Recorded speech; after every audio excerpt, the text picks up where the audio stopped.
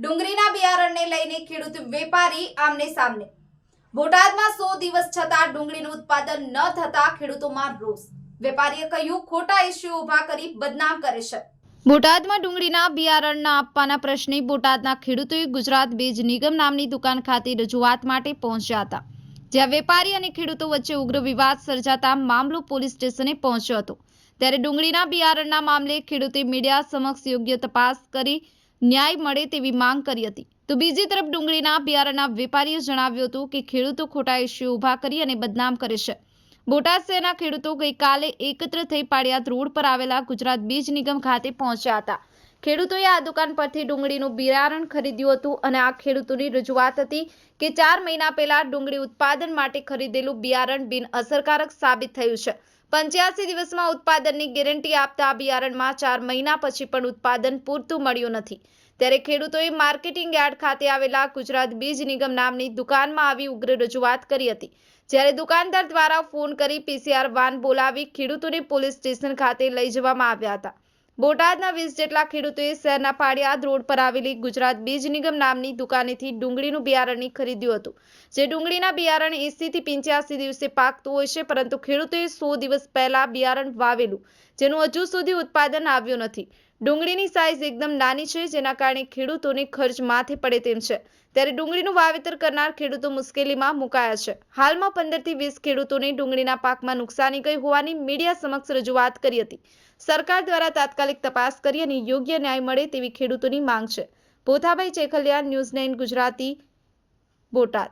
મારો પરિચય વિપિન જોશી અને ડુંગળીની જે તપાસ માટે અમે આવ્યા, અમે 15 ગામમાં તપાસ કરીને બતાવ્યું છે કે ભાઈ 135 અમે ટોટલ ભાવનગર બોટાદનું 35 ટનનું વેચાણ છે।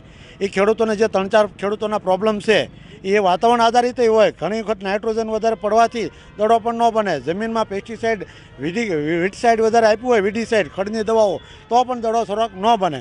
હાવ પ્રોડક્શન નથી આવ્યું એવું નથી, પ્રોડક્શન આવ્યું છે। એ સામે અમે 15 ગામમાં 135ના ફિલ્ડ ખેડૂતોને બતાવવા માટે તૈયાર છીએ અને ખેડૂતોની અમે સાથે છીએ। મારું નામ ઘનશ્યામભાઈ મેઘજીભાઈ લકુમ।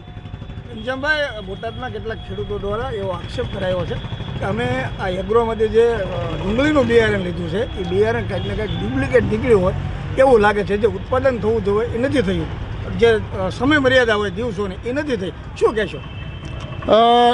જે ડુંગળીના બિયારણની તમારી પાસે ફરિયાદ આવી છે, એ ડુંગળીનું બિયારણ અહીંયાથી અંદાજિત 2300 પેકેટ જેવું વેચાણ થયેલું છે।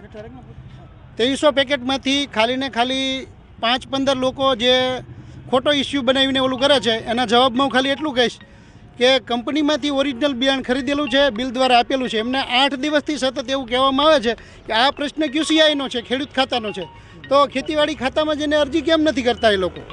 આ લોકોનું જે આપણે જવાબ દીધો છે છતાં અહીંયા નથી જતા, એટલે એમાંથી 2-5 જણાની મારા ઉપર એવી ધમકી આવે છે કે તે ઉધાર નથી દીધું, એટલા માટે અમે તને આ તારી ઓલી જોઈ લઈશું, એ બાબતમાં અમને હેરાન કરવામાં આવે છે। બાકી એવું કહેવાનું છે કે અમે શેઠને મળવા માટે ગયા હતા, એગ્રોના સંચાલક શેઠને મળવા ગયા હતા એવું એમને કીધું, મળતા નથી અને પોલીસ બોલાવે છે। અરે નહીં, હું દુકાને 24 કલાક હાજર રહેલો છું, મારી દુકાને સવારથી સાંજ હોય તો હું દર વખતે હાજર રહેલો છું, પણ એ લોકોને મળવા આવવું હોય તો સીધી પારદર્શક વાત કરવા માટે આવીને રજૂઆત કરી શકે। સીધા મીડિયા લાવવા, 50 જણાનું ટોળું લાવવું, કોઈની દુકાનના ખોટા વિડીયો બનાવવા અને એને બજારમાં હેરાન કરવા, એની સાચી રીત નથી। જે દિવસે પહેલી વખત ફરિયાદ કરવામાં આવી, આક્ષેપ છે એ આક્ષેપને તમે કેવી રીતે જોવો છો? ખેડૂતોનો આક્ષેપ એ રીતના છે કે આપણે ખાલી ને ખાલી એમાંથી 2 થી 5 જણાને જે ઉધાર દેવાની ના પડી એટલે આ ઇસ્યુ બનાવી અને આવલું કરવા છે। જો આ ડુંગળીનું બિયારણ 2300 પેકેટ વેચાણા હોય તો બાકીના 2000 પેકેટમાં જે વાવેતર થયું અહીંયા કાયદેસરની યોગ્ય તપાસ થવી જોઈએ ખેતીવાડી ખાતા તરફથી, અને એ લોકોને છતાં પણ અસંતોષ હોય તો હું ખાતરી આપું છું કે કોઈ પણ ખાતાકીય તપાસમાં એમને પૂરો સહકાર આપી અને એમને સંતોષકારક જવાબ મળવો જોઈએ, બરાબર?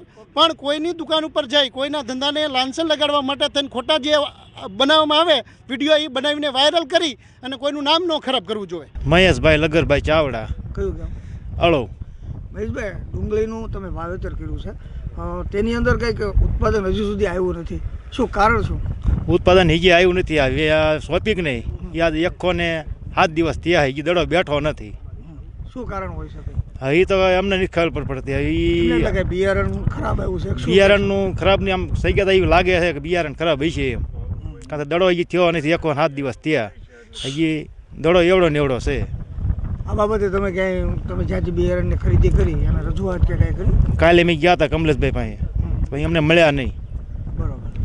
શું આમ સરકાર પાસે શું માંગ છે તમારી? કારણ કે તમે મહેનત કરી છે, 100 દિવસ થયા છે, તેમ છતાં તમારી મહેનત પાણીમાં ગઈ એવું લાગે છે. શું માંગ તમારી?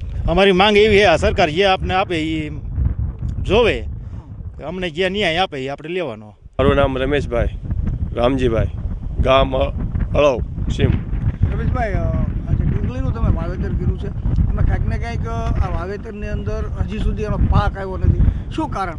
મારે પંચગંગા હતું એ 15 દીથી આ વેચાઈ ગયું એ, અને આને હજી એમના બિયારણ છે સોંપ્યું એમાંથી ખાલી હોપારી જેવા તો દડા થયા છે. આ કયું બિયારણ તમે વાવ્યું હતું, ક્યાંથી લીધું હતું, શું કહેશો? કમલેશભાઈ પાસે લીધું હતું. કયું બિયારણ હતું? નામ શું આ બિયારણનું? આ છે ગંગા કૈલાસ સુપર 135. બરાબર. ખરેખર આમ હાલ આજે આનું ઉત્પાદન નથી આવ્યું. હા, શું કહેશો આમ? ગઈ હોવું જોઈએ. કેટલા દિવસ ગઈ સાલ હંધાઈને સારું થયું હતું, ઓણદ અમારે આ પ્રોબ્લેમ થાય છે. ગઈ સાલ હંધાઈને સારું થયું, ઓણદ એ ગમે એ રીતે ભેળસેળ થાય કે સમજ નથી પડે. અમને એવું લાગે છે ડુપ્લિકેટ કર્યું એવું લાગે છે. કેટલા દિવસે ખરેખર આ ડુંગળી પાકતી હોય છે? આ પાક 90 દિવસ કહે છે. તમારે કેટલા દિવસ થયું વાવેતર? અમારે 110 દી થયા હતા, બરાબર. તો હજી દડો થયો નથી. તો આ બાબતે તમે જ્યાંથી બિયારણની ખરીદી કરી તેને રજૂઆત કે તેને વાત કરી? હા, અમે કાલ ગયા હતા એ એગ્રો ગયા હતા કે અમને મારવા આવે છે એમ કે છે એગ્રોવાળા ભાઈ. અમે એ ભાઈને કીધું તો એ તમારું સાંભળતા નથી. શું ખરેખર શું તમારી માંગ શું છે? અમારી માગ એમ છે કે અમારી ખેડૂત અત્યાર લગન મહેનત કરી કે જોવું તો પડે ને કે અહીંયા આટો મારવો પડે કે કેમ છે એમ, એને કે આવવું તો પડે ને, આવતાય નથી. અને સામું એમ કહે છે તમને મારવા આવે છે, એ ધમકી મારે છે અમને. અમે પોલીસ સ્ટેશન અહીંયા ગયા હતા, અમને પોલીસવાળા કે હાલો અહીંયા. અમે અહીંયા ગયા કોર્ટમાં. અમે કીધું ક્યાં તમે તમને કીધું ધમકી મારી? અમે ખાલી આંટો મારવા, તમે આવવું તો પડે ને, જોવું પડે, કહેવું પડે કે એ રીતે ભાઈ તમારે કઈ શું પ્રોબ્લેમ છે એમ.